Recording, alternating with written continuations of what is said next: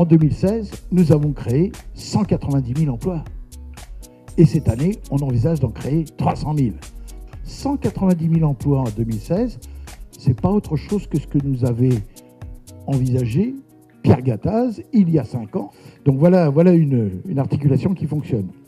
On est dans une économie qui se transforme à toute vitesse, parfois trop vite, à cause des mutations technologiques, principalement le numérique. Et donc ça nous oblige d'abord à transformer nos entreprises, mais aussi à transformer les règles qui les accompagnent. Et ce gouvernement a ce mérite-là, c'est-à-dire poser le même diagnostic que nous et d'être dans le mouvement, dans ce qu'on appelle la réforme. La conjoncture s'améliore et clairement, le sujet numéro 1 aujourd'hui pour nous, c'est le recrutement. Aussi paradoxal que ça puisse paraître, un certain nombre d'adhérents aujourd'hui se sont exprimés sur leurs difficultés de recrutement. Les ordonnances ont montré une volonté d'ouverture et de vouloir se tourner vers l'économie. Je dis bien l'économie et je ne veux pas dire les entreprises parce qu'on n'a pas encore entreprise je vous aime, mais à faire en sorte que l'économie reprenne un petit peu d'air et puisse éventuellement repartir sur l'élan qu'a toute l'Europe sur ça et sur lequel on est un petit peu en retard. Alors sur la formation, on va voir dans ce qui se présente aujourd'hui. C'est un domaine qui, à mon avis, sera beaucoup plus complexe que les ordonnances sur le Code du travail. Et donc moi, je souhaite bon vent et bonne route à ce gouvernement qui ne démarre pas sous de mauvais auspices.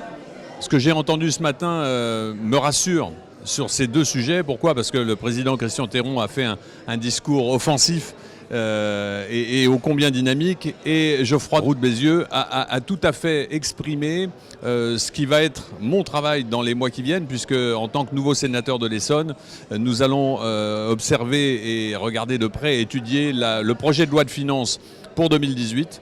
Et forcément, ce qui a été dit ce matin est frappé au coin du bon sens, c'est-à-dire qu'il y a des mesures qui vont dans le bon sens, mais là encore, il y a à surveiller des points très importants, notamment la dépense publique.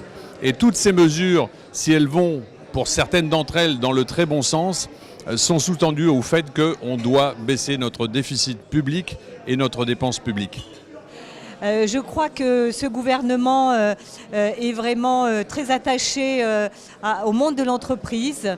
Et donc, nous, préfets, nous avons eu un discours du président de la République qu'on qualifie de discours fondateur le 5 septembre dernier, dans lequel le président de la République nous appelle à devenir des préfets entrepreneurs.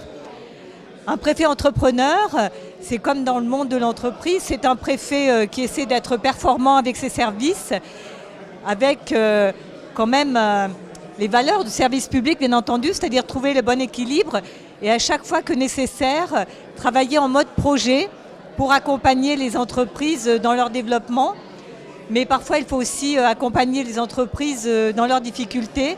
Et moi, c'est ce que je m'attache à faire dans un excellent état d'esprit avec toute la représentation des entreprises et le MEDEF en particulier, avec qui nous avons des relations extrêmement denses, extrêmement fréquentes et avec qui il est vraiment très agréable de co-construire cette politique de développement économique.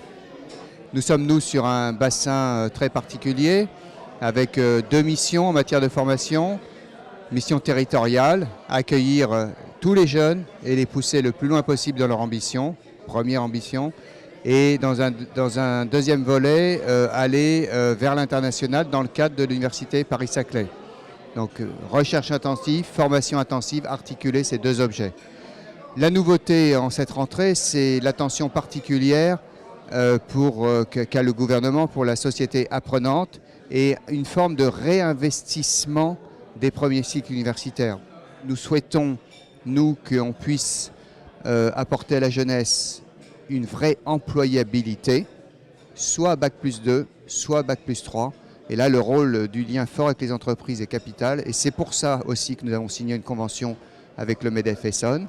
Nous avons décidé de placer l'année universitaire 2017-2018, et c'est, je crois, une première en France, sous le sceau des relations université-monde socio-économique.